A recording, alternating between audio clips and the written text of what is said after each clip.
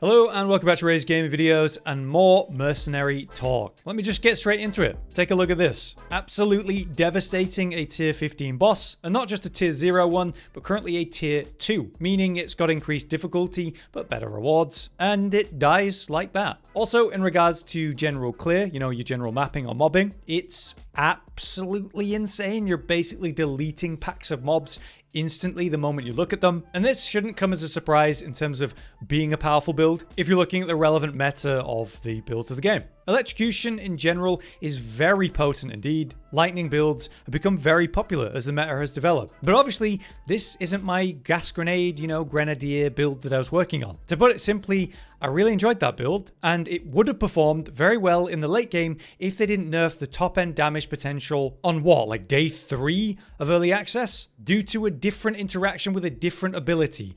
Really questionable stuff, but they have since apologized for this type of nerfing, and we don't expect to see more of it in the future, but ultimately, it killed the top end potential of Gas Grenade. Not to mention, on all of my videos about the build, people are generally very positive about the information I put out, but a lot of people were just saying that the build ultimately doesn't perform well enough. And while I disagree that it definitely can and did clear tier 15s, and can and has killed pinnacle bosses as a build in general, I can only agree that its output is not as impressive as other build options, even for the mercenary. And so, we're looking at the lightning crossbow build for mercenary. Now, the lightning crossbow concept isn't a unique one. It's actually one that you'll see a lot of with rangers as well as mercenaries. They're very similar in their top end builds. So when I swapped off Gas Grenade to look at what other things were available and saw that lightning was performing so well, I looked at a lot of different guides, talks and builds and discussion around this. My favorite creator and also streamer that talks about this build right now is Aeroplane Gaming, who makes a lot of great content in regards to mercenary and streams very often and answers questions really directly. So I want to credit him as the basis of the build that I built off, because I have changed things. My gear loadout is different, my skill tree is different, but his build is really what got me started. And the only real reason I've changed things from it is because his build requires some maybe unrealistic expenses, like a belt that's like 5 or 6 divines easy. My setup is a lot more achievable and approachable, and there's a lot that I've learned as well in regards to energy shield that I would adapt and change, further separating from what he created. But I still want to acknowledge and credit him, so please go say hi and check out his videos. I'm sure you won't regret it. But yes, with my version, you can see that I've cleared the pinnacle, I've got all of my ascends. I'm pretty damn happy with the progress that I've made with the build so far. The potential is quite high though. I do think we can scale this in a new way using energy shields to be even more sustainable. And of course, the damage can only get higher when you start getting particularly good things and start to 6-link your skills, of which I haven't got a single one of those yet. So this is very approachable. Let's talk lightning crossbow mercenary. The basis of the damage is pretty simple. You're going to be clearing with galvanic shards. Galvanic shards essentially fires off a spread of fire, releasing chain lightning beams when they hit enemies. So you're firing off this nice cone, reloading and firing off again. This is the basis of our AoE clear. One unique is going to modify that to make for much better clear, and this is not an expensive unique. Kitoko's current jeweled gloves, lightning damage from hits contributes to electrocution buildup. So by doing lightning damage with this ability, suddenly it's also building up electrocution, which will stun enemies. Electrocuted enemies then we burst with shock burst rounds, also releasing pulses if you hit an enemy that's currently affected by a lightning ailment. So you electrocute them and you burst them down. Shock burst also becomes the basis of all of our single target sustained or consistent DPS. So we're pulling it out pretty often when a rare gets stunned by an electrocute or in a boss fight to finish it off. That's because most things will die when we plasma blast them. This thing is insane. It requires quite some charging, but when it's there, it fires off a ridiculous beam. And as you can see, I fire off 3 beams thanks to the classic scattershot support gem. If you check this out in a boss fight, we can open up a boss fight with this ability. That is because there's a lot of RP that usually happens before the boss activates. I even do it against the pinnacle boss and during the pinnacle boss fight when I'm hiding in a corner for one of its abilities, because it does so much damage and builds up a lot of shock and electrocute, especially with the support that we have. Next, we have emergency reload, which basically reloads your clip and gives you a little damage bonus at the end of it. So if we're bursting down a boss or a target or something, technically Theoretically, we could fire the sustained stream of shots, press emergency reload, and fire twice as long for twice the damage on that second half. And that works on galvanic shards too, to help your AoE clear, such as the start of a breach or something. So that's the crossbow abilities. Let's talk about, say, the bow abilities, because yes, I've got a bow and quiver with me. This is very simple. We talked about this on the last video. It is indeed incredibly potent. We have the voltaic mark. Basically, you mark a target, making them much more susceptible to being shocked. Targets that are shocked take a multiplier of increased damage from all sources. So we always want our targets to be shocked, right? And this is going to make it very hard for a target to not be shocked, like say a rare, particularly strong enemy, and of course bosses during DPS. On the other hand, we have Stormcaller Arrow. This one's kind of busted and I'm thinking it could get nerfed. This is for the purpose of generating shock and electrocution. If you go to the bolt subsection, you can see that it has an 800% more chance to shock. If we compare that to, say, the voltaic grenades, they don't remotely come even like within an inch of this potential. Basically, you fire this arrow and it's going to shock them. So, you know, it's pretty incredible for maintaining that effect in the middle of a fight. Alongside that, then, we have the auras. We have Wind Dancer as before for the evasion rating that's providing, and Herald of Thunder now for the insane mob clear this provides us. While it's active, killing a shocked enemy, which is basically all of them, will cause subsequent attacks to release lightning bolts that deal attack damage to all surrounding enemies. But it also provides you with a buff. Lightning bolts strike the targets of your next 3 attack hits after killing a shocked enemy with attack damage. So, more mob clear, more AoE, which chains into itself. So actually, the more targets you have in AoE, the more juicy this setup becomes. Now you understand the basis of all of the skills. Let's talk about how we support them. Quickly, with Sorcery Rod, you can run Cold Mastery, Fire Mastery, and Lightning Mastery to slightly reduce its cooldown. Not that potent, it's quite minor, but if you have the spare intelligence, there's no reason not to. For Galvanic Shards, it's pretty straightforward. You want to increase the raw damage as much as possible. Because we're doing Electrocute and Shock, the more lightning damage you deal, the more likely you are to generate these shocks and electrocutions, especially with the fact that we're running these unique gloves. We gain that by massively boosting the levels of the skill and supporting it with Lightning Infusion and Innovate. Attacks gain 35% of damage as lightning damage for 3 seconds after killing a shocked enemy. So as you AoE with this skill, you get this damage bonus for 3 seconds, allowing you to deal even more damage, generating more electrocution and more shock, killing those enemies, and getting another reroll or reset of this buff. It's absolutely insane for AoE clear. With that, we have Martial Tempo, because we want to fire these off as fast as possible to generate the electrocution and shock as soon as possible. And then we have Fork, which allows them to spread. Projectiles that fork split into 2 the first time they hit an enemy and do not pierce it. So you actually don't want pierce effect when you're running this. That's the AoE clear setup.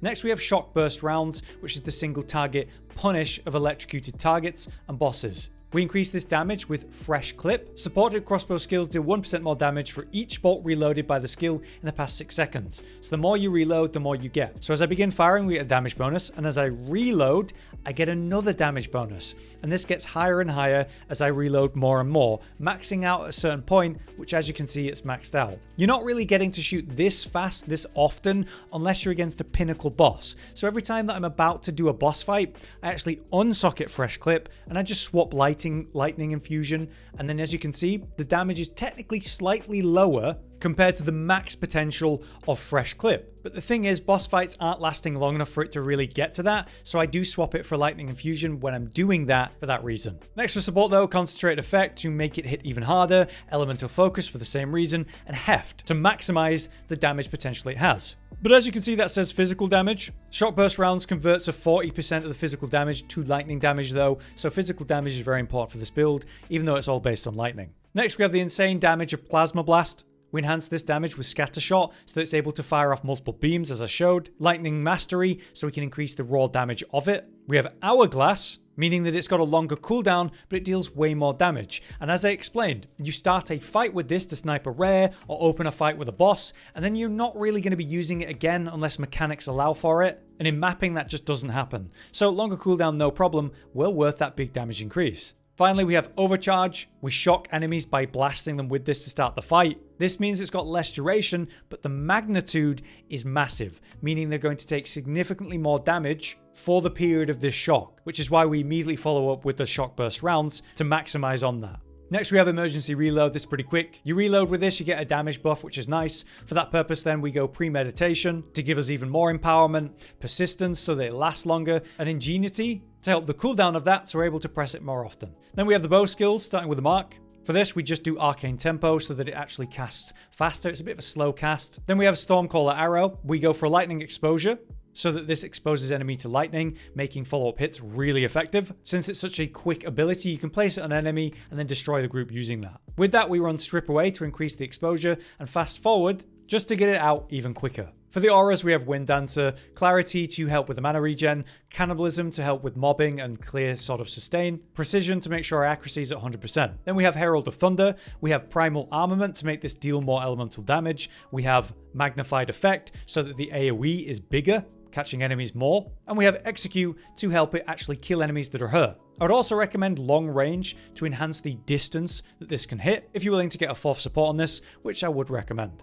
Alright, let's talk about the Ascend and then skill tree. Very quickly, you will absolutely maintain Zealous Inquisition for the mobbing and AoE clear that has, and we'll go into Judge, Jury, Executioner for Decimating Strike and Pitiless Killer with a Culling, helping with the insane burst that we have with Plasma Blast. With the remaining points, I actually go for Sorcery Ward, which gives me the sustain or mitigation rather, for the random crap that happens during mapping, especially in tier 15s where you're running higher tier stuff with crazy mods. All kinds of terrible stuff like that happens in mapping and it's very frustrating. So, running even this base version of Sorcery Ward will protect you against that BS. Therefore, I recommend you don't run Judge, Jury and Executioner and put those 2 points here if you haven't got your 4th Ascend yet. This does mean you need to stack armor and evasion on paper, but the reality is armor isn't worth stacking if you're going to hit it with Sorcery Ward, as I've learned. Again, credit to Aeroplane Gaming for basically talking about this issue. To give you the quick rundown though, armor is most valuable when you stack the number. So let's say you have 10,000 armor, that's potent, but 11,000 armor,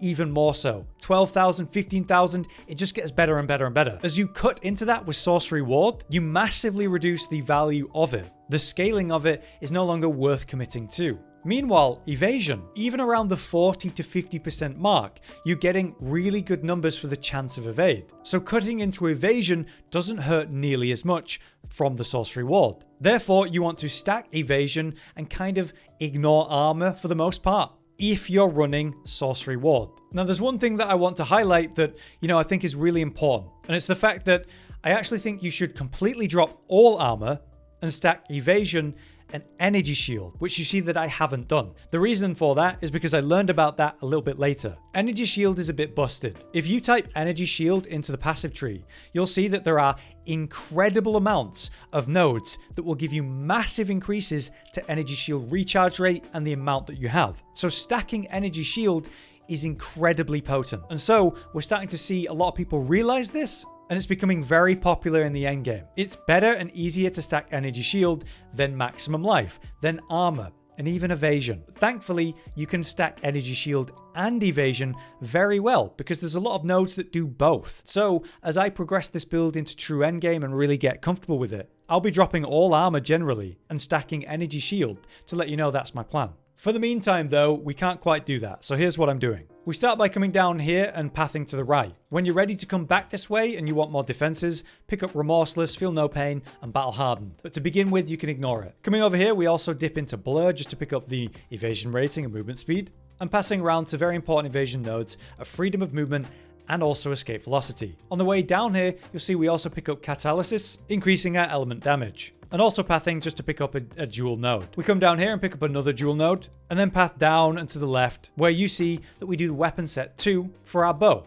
When we're using our bow, we're able to use mark, and we're picking up some mark related nodes to increase its effect, and also the damage we deal to targets that are marked. Otherwise, we continue in our normal set, picking up another dual node, working our way down here to pick up Giant Slayer, and the all-important electrocution related nodes of Lightning Rod and Flash Storm. This will help with Lightning Pen as well. Further for that, we come up here to Emboldened Avatar to give you much better chances to generate electrocution and shock, and more lightning pen. Down here, we continue on into the crossbow tree to get the increased damage and reload speed. Those provide quite a lot. Be aware that attack speed will help with reload speed as well, so attack speed is very valuable, which is why we also come up into Sand in the Eyes for the blind effect and all the attack speed we get here too. Since it's only 1 point away, you can also pick up another dual node. And if you need more survivability, consider coming over here for more armor and evasion options. Right, coming back around to the top right here, I want to highlight that there are some attack speed nodes that I'm looking at for the future of my points, but they aren't that relevant right now. We start working our way up here, picking up electrocution on the way,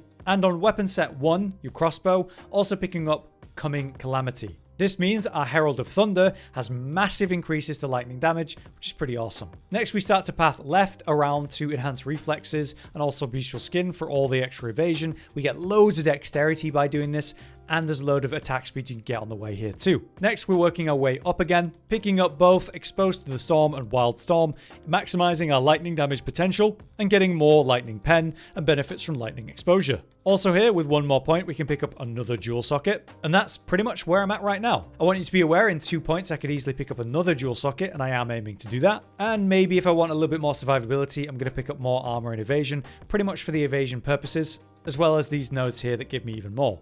But big picture, I am planning to change things and lean more into energy shield, as I explained. But for now, this is certainly working. That's just more of a long-term plan. So at the end of the skill tree, I did say I'd talk about specifically the jewels. They're pretty much going to be these green ones, Damnation Wound. What you're looking for is magnitude of shock that you inflict. This increases the magnitude of shock itself. So the more that you have of this, the more shock will increase the overall damage you deal. It's pretty insane, but it's a pretty hard one to get your hands on. So have at least 1, maybe 2 of those if you can. But generally what you're looking for is a 4-slotted jewel, increasing the damage of your build. So we're doing lightning damage, attack speed benefits us. We're doing lots of element damage. Crossbow reload speed is not bad either. You can get literal increased damage with crossbows, and attack speed linked to crossbows. You can get critical hit chance, and even increase our herald skill damage too. So there's quite a lot of options and things that are going to increase the output for your build. To start with, fill your slots with stuff that is relevant to your build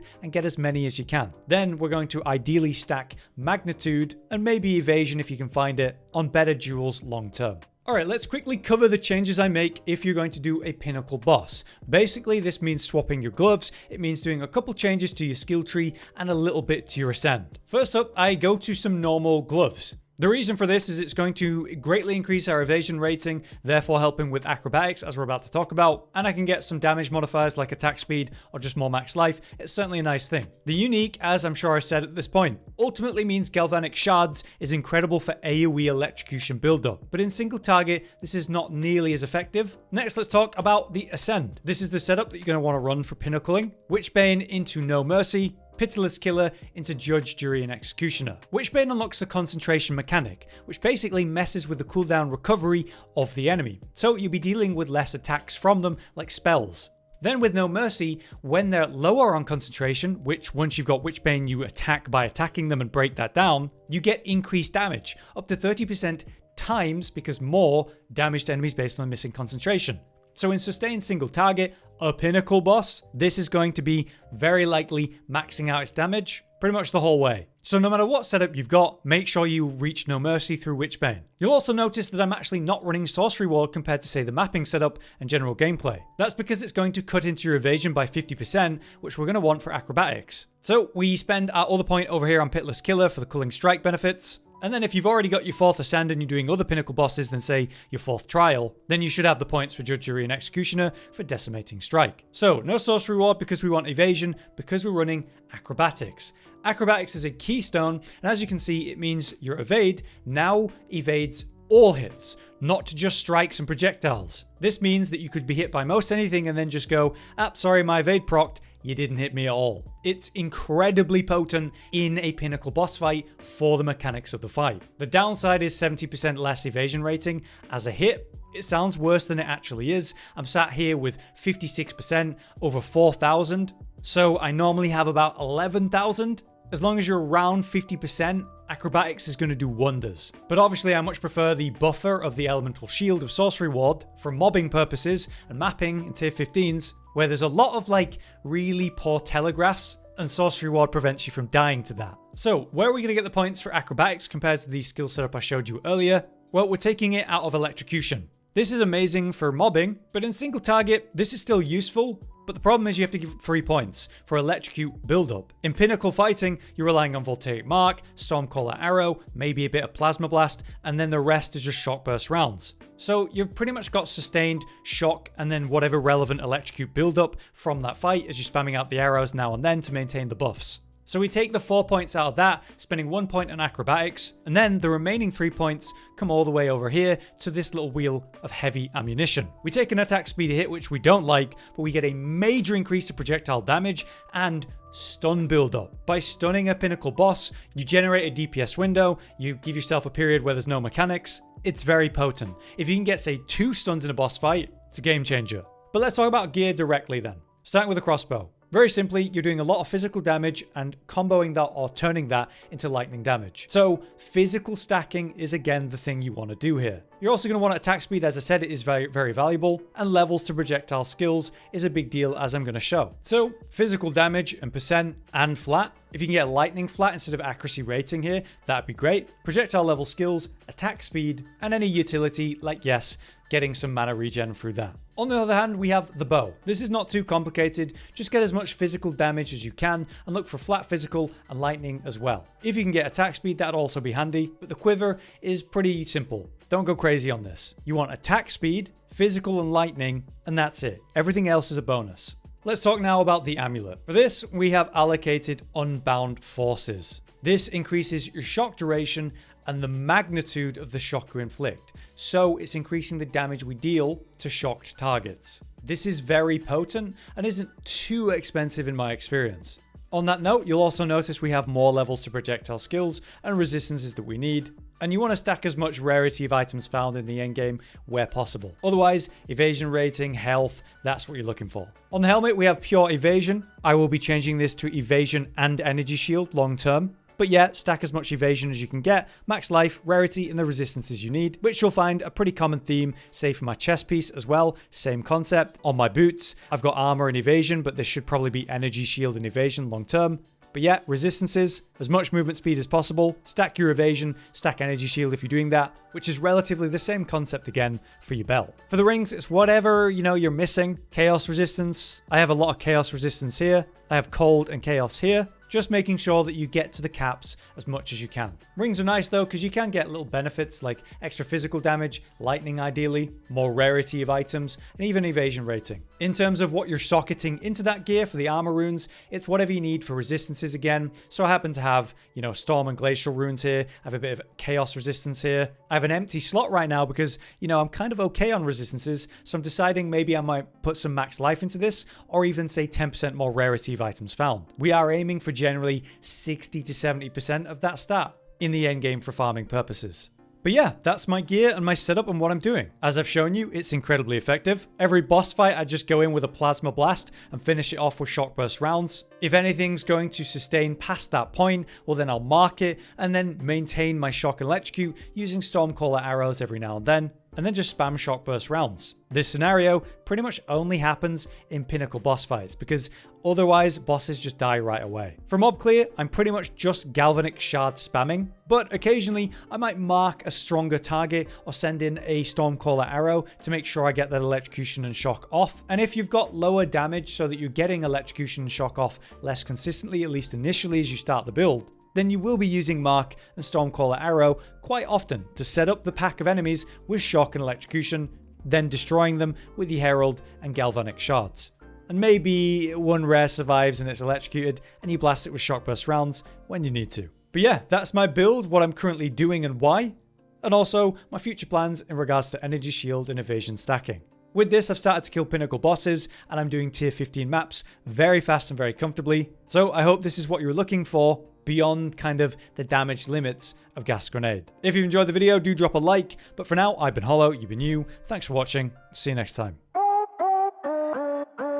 Josh, Cotton, and Hollow with the videos, dropping the humor like a hammer on your tippy toes, bringing entertainment on a daily arrangement to take our insanity and turn it into entertainment. Yes, I said entertainment twice, to reiterate that it is nice to look into your faces on a mostly daily basis when you let us in your homes to make the whole world a stage.